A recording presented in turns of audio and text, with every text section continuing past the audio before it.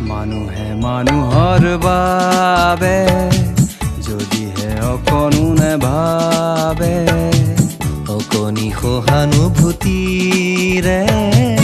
ভাবিব কোনে নোকোৱা সমনীয়া।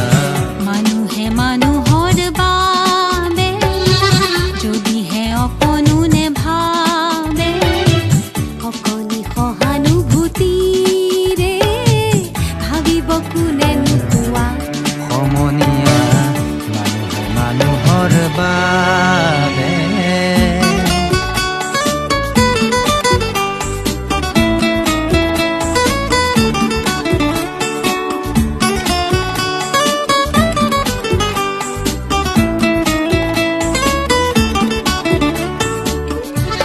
মানৱ পূজাৰী তুমি, অন্যায় অনীতিৰ বিৰুদ্ধে এটি উদাত্ত কণ্ঠ তুমি।